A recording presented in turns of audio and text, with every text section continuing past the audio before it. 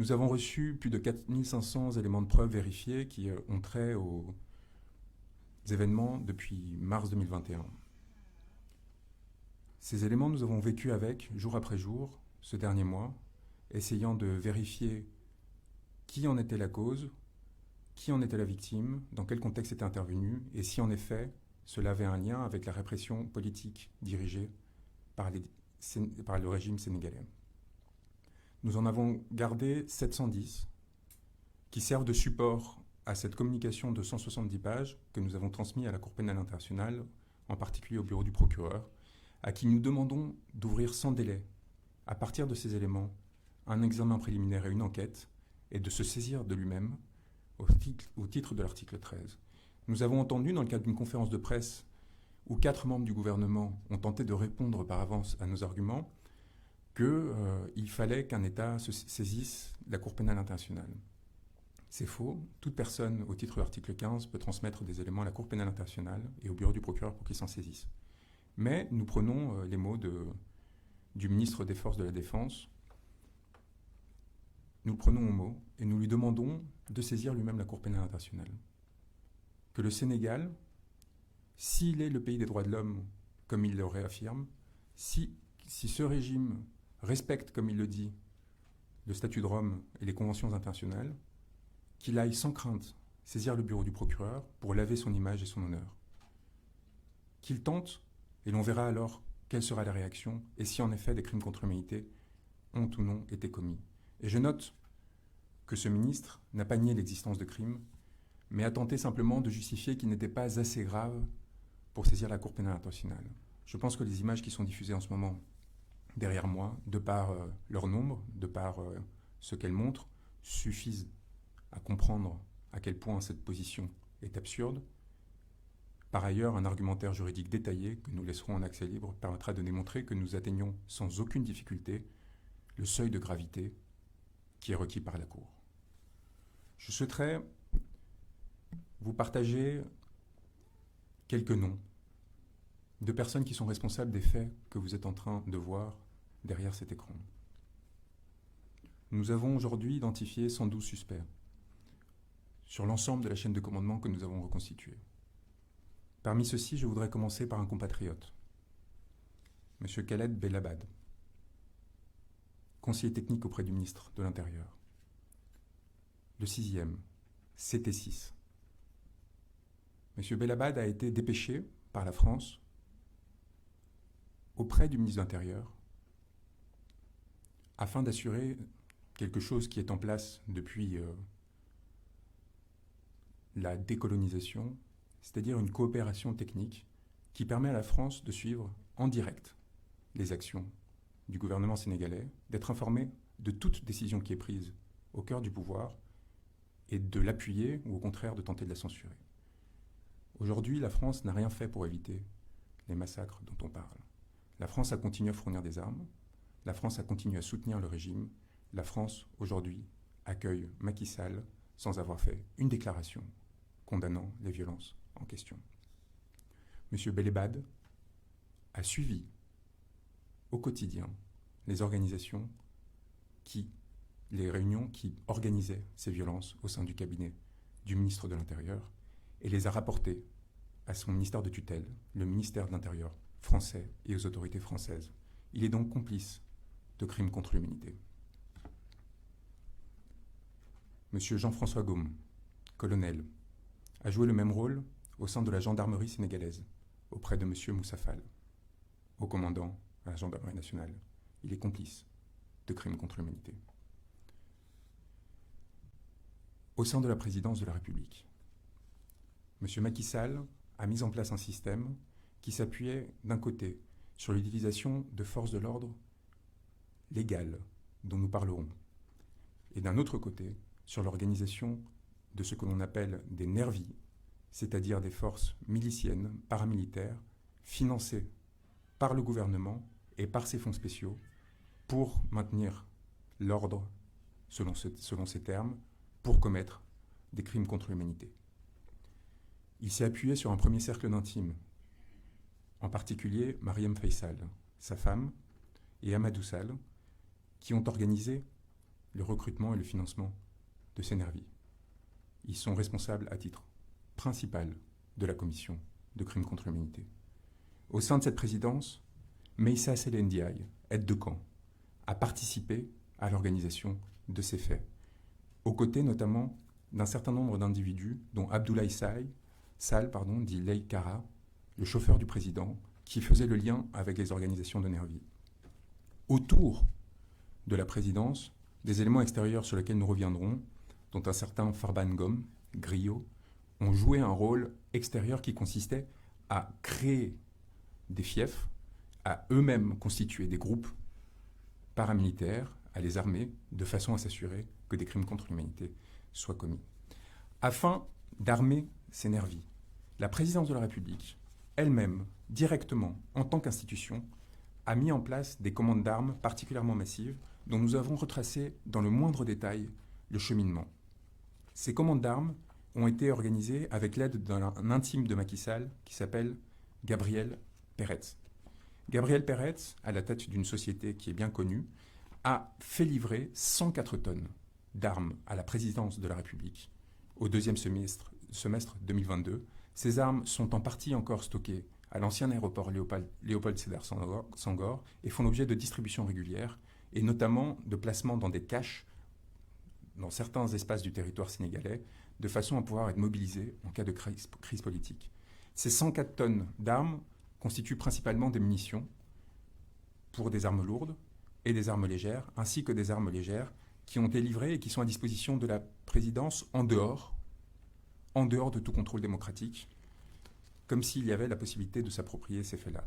Le financement de ce contrat nous semble être lié à toute une série de fonds spéciaux qui échappent au contrôle politique sénégalais et des représentants de la nation sénégalaise. Ils sont permis aussi par des avances qui sont faites par Gabriel Peretz, des lignes de crédit qui ont été octroyées jusqu'en 2024 à hauteur de 300 millions de dollars.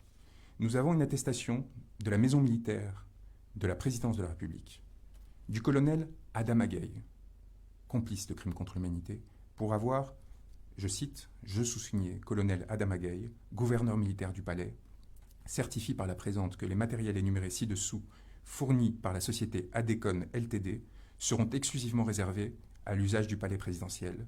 Munitions 5,56 x 45 mm de 500 grammes, quantité 3 550 000. Munitions 9 mm, quantité 3 250 000. Munitions 7,62 mm, quantité 210 000. Plus de 7 millions de munitions.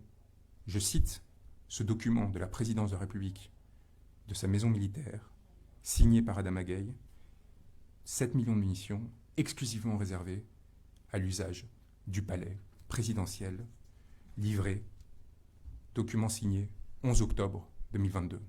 Dans quel régime politique qui se veut démocratique, une présidence de la République se fait livrer à usage exclusif 7 millions de munitions? Et quelles sont ses intentions dans la perspective de l'après? Gabriel Peretz a procédé à ces livraisons qui proviennent de Saint-Pétersbourg, de la Russie. Nous avons retracé le moindre cheminement de ces munitions et de ces armes et la façon dont elles ont été livrées à Dakar. Et il y a procédé dans le cadre des très nombreux liens qu'il entretient avec la présidence du Sénégal et avec M. Macky Sall, et il est donc complice de la commission de crimes contre l'humanité. M. Gabriel Peretz, qui est de nationalité belge, mais qui habite aujourd'hui en Israël, a été accompagné dans son travail par Marcel Zuckerman et par Biram Koulibaly, un aviateur sénégalais, qui a représenté la société AD dans l'opération dont il est question. Il nous apparaît que cette commande a été réceptionnée par la société sénégalaise d'ETL, 6 Ouest Foire, au numéro 45 à Dakar, qui est détenue par un certain Halil, qui se trouve être un ami très proche d'Amadou Sall, qui est, à ce titre, complice de la commission de crimes contre l'humanité. Nous avons jusqu'au manifeste des conteneurs, nous avons jusqu'à la signature du capitaine qui a transporté ces armes, nous avons tous les éléments qui permettent de prouver l'existence de cette livraison et la présence de ces armes encore aujourd'hui à l'aéroport Léopold Senghor. Nous avons l'ensemble des réservations qui ont été faites par M. Peretz au Pullman de Teranga, sa présence notamment à la veille des événements de mars 2023 au Sénégal, probablement pour les préparer, et les conséquences qu'il aura à subir.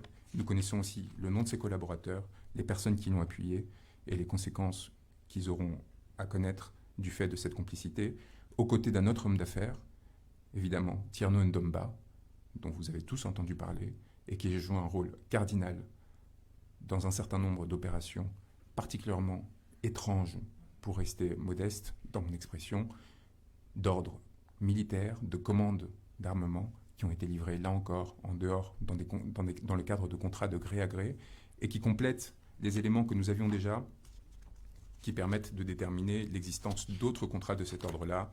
Cela avait déjà fait débat dans l'espace public. Vous vous souvenez de ce contrat de 45 milliards de francs CFA avec le ministère de l'Environnement et le ministère des Finances. Nous avons donc les moyens qui sont apportés aussi via la société Norinco chinoise, qui a travaillé sur un certain nombre de ces contrats d'armement, à la présidence.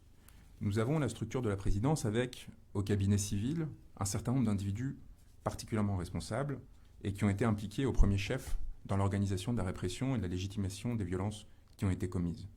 Nous avons évidemment les responsables que tout le monde connaît, comme Mahmoud Saleh, comme Daouda Diallo, Abdoulaye, comme le général Joseph Mamadou Diop ou Mohamed Dionne. Mais nous considérons que les plus responsables au sein de cette présidence ont été évidemment le général Mbaye Cissé et Oumar Wade, qui a été nommé le 6 avril 2023 dernier, dans un contexte particulier, ce qui, à notre avis, est le signe qu'il a eu une certaine difficulté au sein de la présidence pour maintenir son autorité du fait des événements, et ce qui a amené à l'organisation d'un certain nombre de désignations. La commission de violence à des fins politiques exige une impunité. Elle exige aussi d'effacer les preuves de ces crimes. Elle exige enfin un discours qui permette de les justifier. Le ministre de l'Intérieur vous en a fait la démonstration à plusieurs moments. Nous avons découvert que cette organisation discursive, cette tentative de légitimation des faits que nous sommes en train de vous présenter, au sein de la présidence, a été mise en œuvre notamment par Yorodia, qui est le coordinateur de la communication présidentielle, mais aussi par Eladji Malik Gueye et Wandifa Dramé. Au niveau de la communication, ceux-ci ont travaillé de façon coordonnée avec le porte-parole du gouvernement et avec d'autres instances pour s'assurer qu'il y avait une légitimation des actes qui étaient commis. Au niveau de l'organisation de l'impunité, le rôle évidemment d'Ousmane Houma, qui est notamment important comme conseiller juridique du président de la République dans l'organisation de la légitimation du troisième mandat, mais qui est aussi important, a un rôle cardinal dans la désignation des magistrats, pour s'assurer que les procureurs, que les juges n'enquêtent pas, et pour s'assurer que les enquêtes qui sont lancées n'aboutissent pas. Car il y a encore au Sénégal des magistrats et des fonctionnaires courageux qui essayent de faire la vérité, mais ce que l'on a vu et ce qui a été établi, c'est que depuis mars 2021, aucun des événements, je dis bien aucun des événements qui sont constitutifs de crimes n'ont fait l'objet, sinon de poursuites, du moins de procédures étant arrivées à leur terme, plus de 26 mois après les faits, ce qui nous amène aujourd'hui à mettre en œuvre la présente saisine. Nous en arrivons maintenant à l'organisation de l'appareil répressif. Une fois que vous avez les moyens, une fois que vous avez organisé les conditions qui vous permettent de vous assurer que cela pourra se dérouler, il faut que cela arrive. Et nous avons évidemment, à ce titre, nos deux principaux suspects, les personnes les plus importantes dans la commission de ces crimes et encourant la plus lourde responsabilité. M. Antoine Félix Diome, ministre de l'Intérieur, et M. Moussa Fall.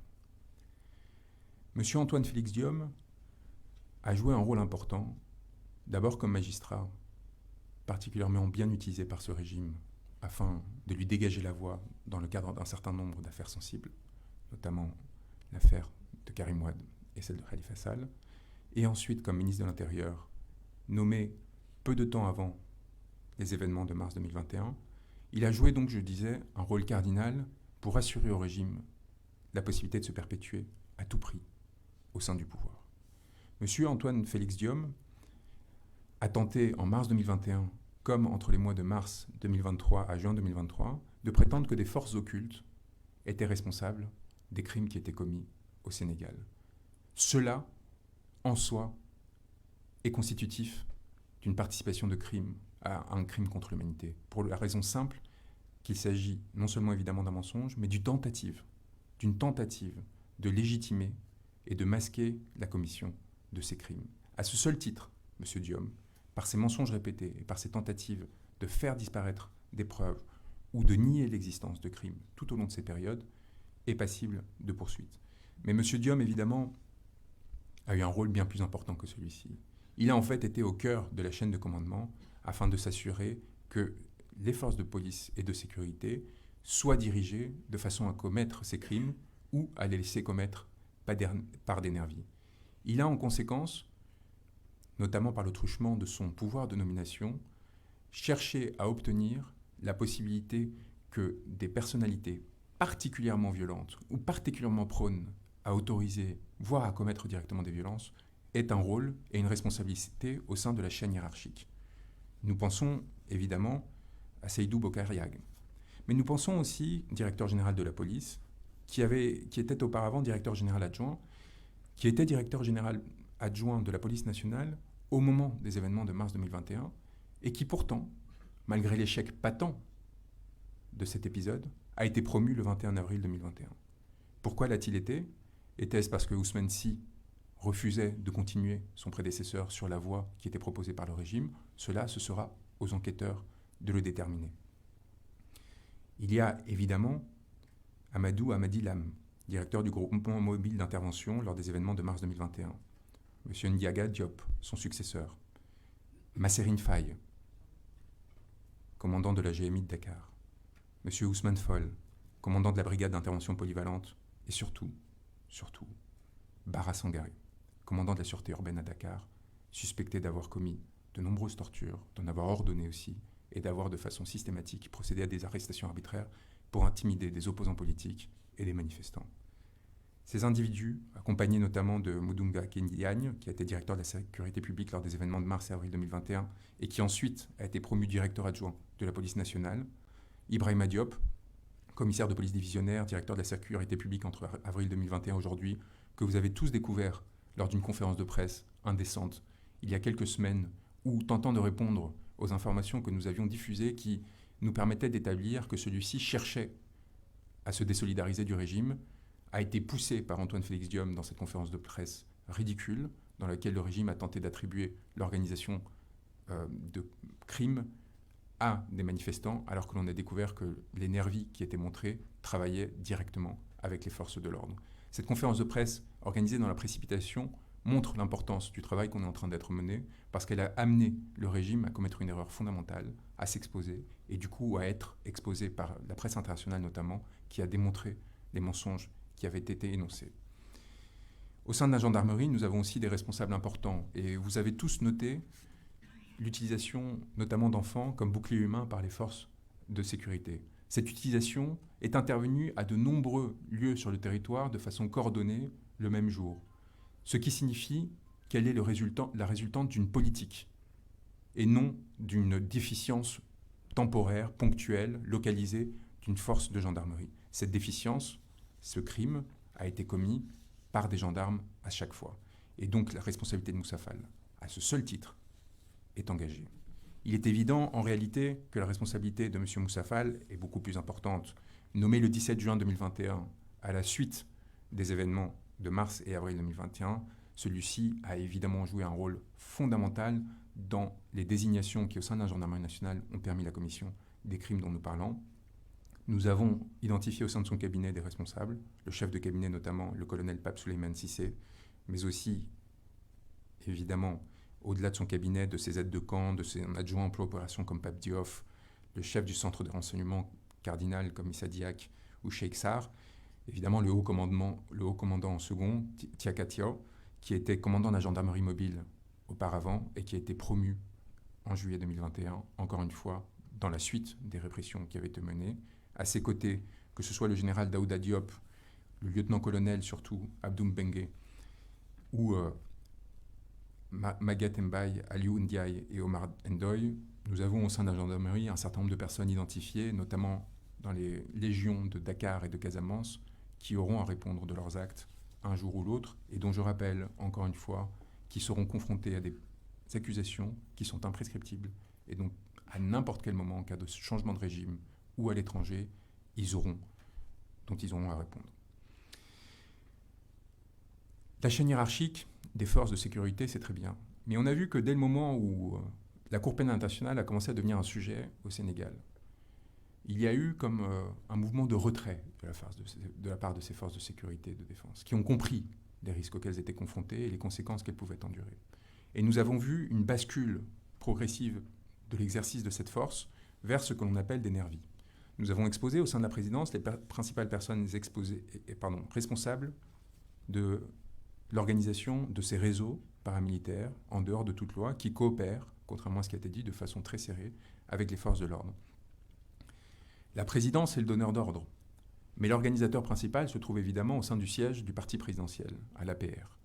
C'est là que se retrouvent les pick-up qui ont été achetés de différentes façons, afin de distribuer les nervis à Dakar, et qui, à partir de ce centre de commandement, va distribuer les instructions en région pour s'assurer que des exactions soient commises afin de terroriser la population et s'assurer que celle-ci ne se rebelle plus.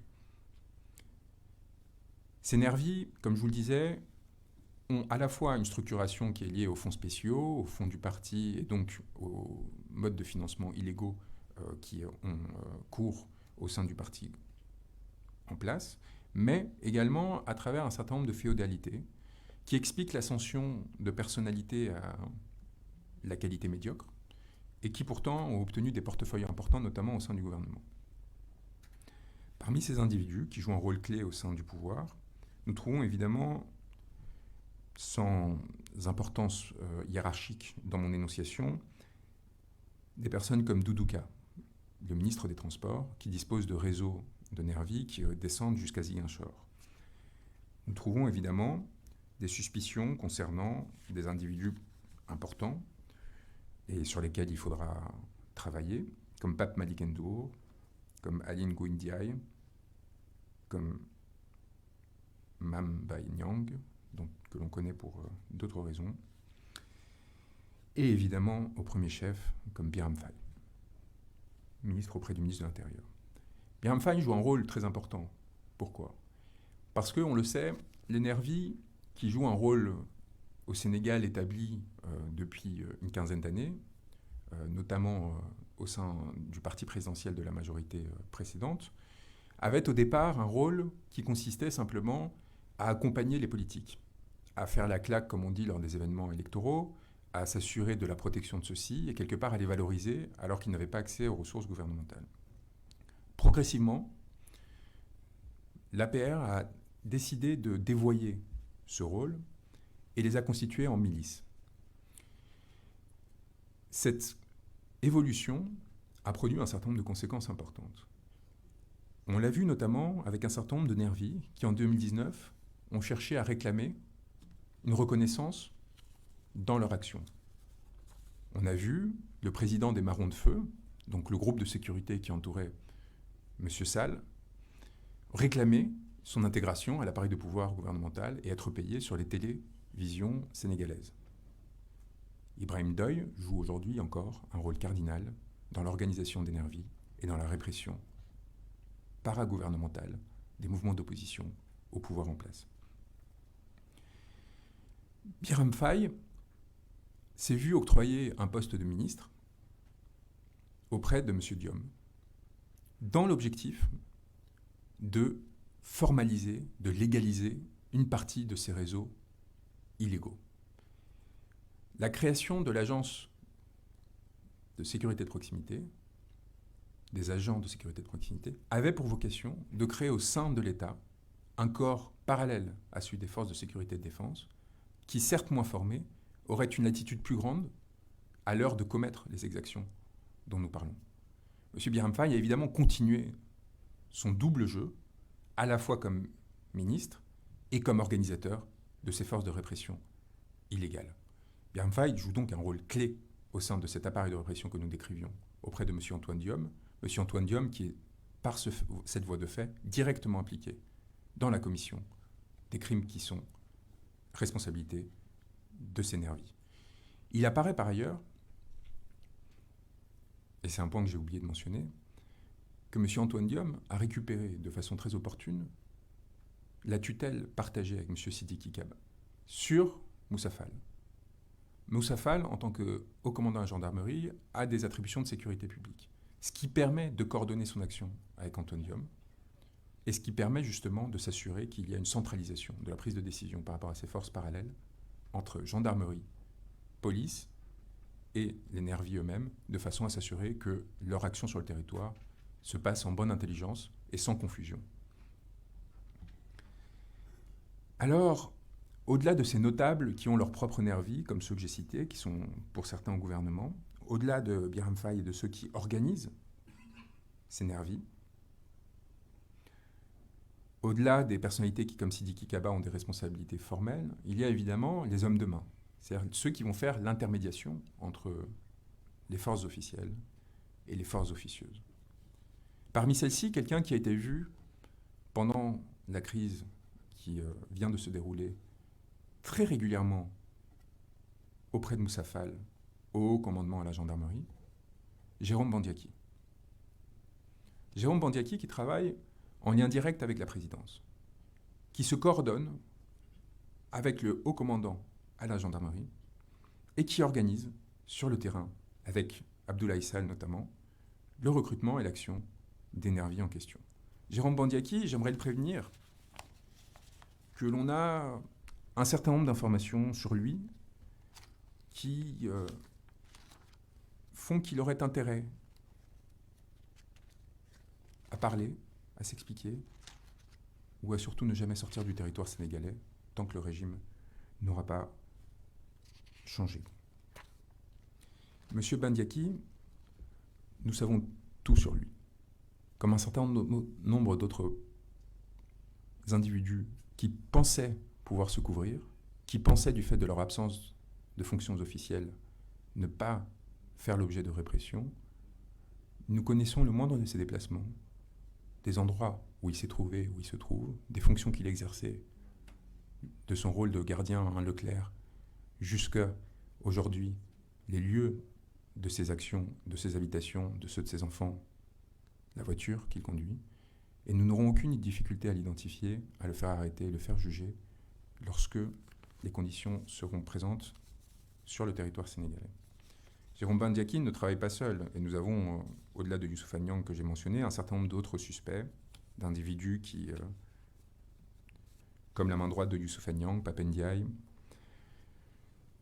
comme Malamine Sonko, le responsable financier des nervis de Doudouka, comme Alpha Omar Sow, le relais de Doudouka à Yambel Nord, et territoire après petit territoire, je pourrais continuer à Mbour, à Ziguinchor,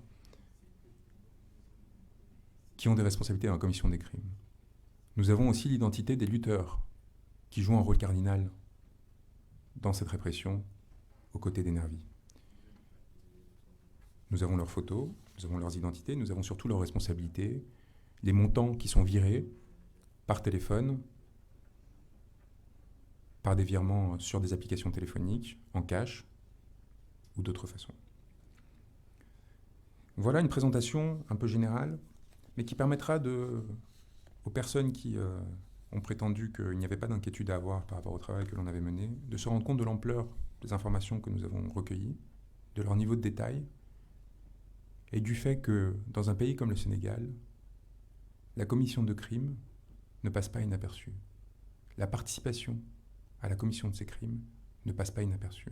Et je comprends bien que Macky Sall pense, avec son parrain de l'Élysée, aujourd'hui pouvoir échapper à toute poursuite, et qu'il pense, parce qu'il a reçu monsieur Karim Khan à Dakar, qui a commis une erreur manifeste. Le procureur de la Cour pénale internationale a commis une erreur manifeste en venant louer le régime de Macky Sall, alors que 14 personnes étaient déjà mortes. Parce qu'il leur a donné l'impression qu'ils pourraient en toute impunité continuer, sans conséquence, pour leur devenir politique et pénal. Je comprends que Macky Sall cherche aujourd'hui à Paris à faire monter les rumeurs sur sa supposée candidature pour essayer de divertir le tir. Mais je tiens à l'assurer que nous ne sommes pas dans un agenda politique. et que les éléments que nous avons recueillis vont le poursuivre jusqu'au dernier de ses jours.